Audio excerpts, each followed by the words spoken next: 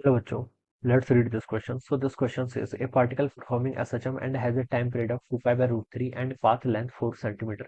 The displacement from the mean position at which the acceleration is equal to velocity. ठीक है, हमें बताना है डिस्प्लेसमेंट मीन पोजीशन से जहां पर इसका एक्सेलरेशन किसके इक्वल हो, वेलोसिटी के इक्वल हो। ठीक है, तो देखिए बच्चों, इस क्वेश्चन का की कॉन्सेप्ट आप क्या लिख सकते हैं? The key concept of this question SHM लिख लीजिए। क्या लिख लीजिए? SHM will be the key concept of this question.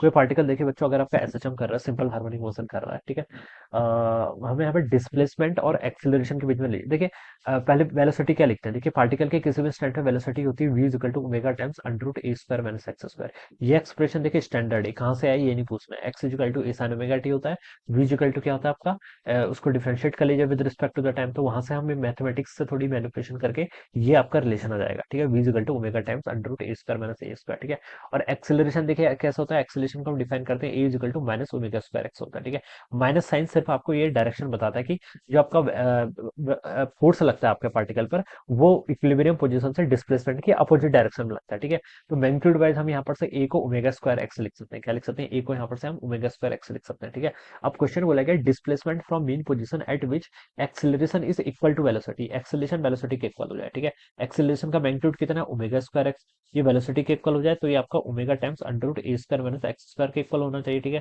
अब ये दोनों इक्वल देखिए कब है, वो एक्स की वैल्यू बतानी है।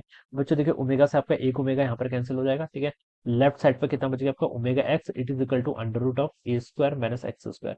दोनों साइड आप स्क्वायरिंग कर लीजिए, कितना हो जाएगा?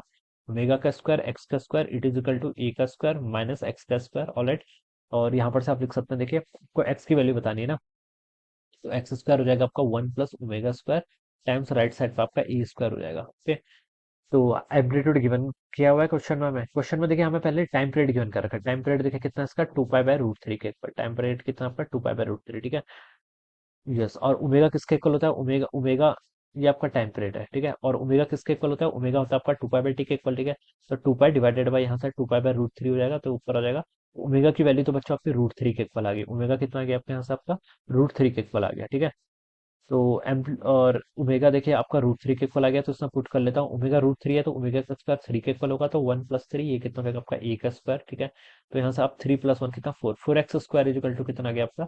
ए स्क्वायर के इक्वल आ गया। और बच्चों से ए की वैल्यू कितनी आ जाएगी आपकी? प्लस माइनस 2 एक्स के इक्वल हो जाएगी। कितनी? Plus minus 2 x. ठीक है, अब इस एक्स की वैल्यू देखिए बच्चों हमें यहाँ पर बतानी है।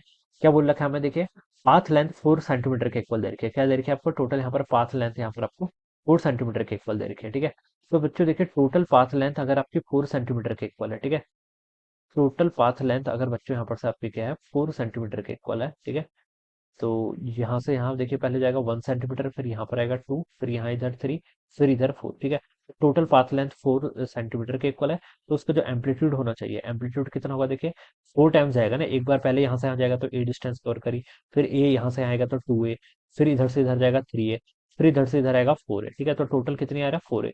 तो आपका 4 ए के इक्वल होना चाहिए। तो ए की वैल्यू बच्चों यहाँ से कितनी होनी चाहिए आपकी? ए की वैल्यू बच्चों यहाँ पर से क्या बोला गया था? Path length is 4 centimetre. Path length आपको यहाँ पर से 4 सेंटीमीटर की गिवन कर रखी है, तो यहाँ से बच्चों देखिए इसका एम्पलीट्यूड कितना होगा? सॉरी, पाथ लेंथ 4 सेंटीमीटर है, एम्पलीट्यूड देखिए बच्चों हम फिर कैसे लिखेंगे यहाँ पर इसका? इसको देखिए मैं लिख लेता हूँ। एम्पलीट्यूड होता है आपका, देखिए यहाँ पर से एम्पलीट्यूड, पाथ लेंथ हो जाएगा आपका 2 टाइम्स एम्पलीट्यूड के इक्वल होगा। ठीक है, पाथ लेंथ बच्चों सिर्फ ये है। ठीक है, ये यहाँ से यहाँ तक ये आपकी इक्विलिब्रियम पोजीशन है, यहाँ से यहाँ तक, और ये आपका इक्विलिब्रियम पोजीशन है, ये आपका माइनस ए मान लीजिए और ये आपका प्लस ए मान लीजिए। तो ये जो टोटल डिस्टेंस होती है, this is called path length, ये आपकी पाथ लेंथ कहलाएगी। ठीक है, this thing is called our here path length. Alright, ये पाथ लेंथ होगी। ठीक है, अब ये पाथ लेंथ देखिए, मतलब जितने में आपका ऑसिलेट कर रहा है वो रीजन आपका पाथ लेंथ कहलाता है।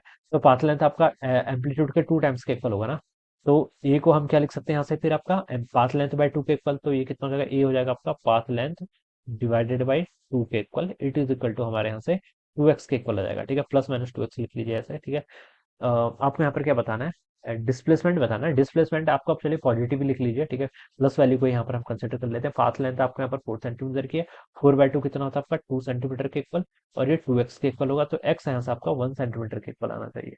वही हमसे पूछा गया था डिस्प्लेसमेंट, तो डिस्प्लेसमेंट आपका 1 सेंटीमीटर आना चाहिए। कितना? 1 सेंटीमीटर, जो कि आपको थर्ड ऑप्शन पे गिवन किया हुआ है। So this must be the right answer of this question. ये हो जाएगा इस क्वेश्चन का आपका राइट आंसर। ऑलराइट, तो इस तरीके से बच्चों हम क्या करेंगे क्वेश्चन को solve. So I hope you all understood this concept. All the best and thank you so much.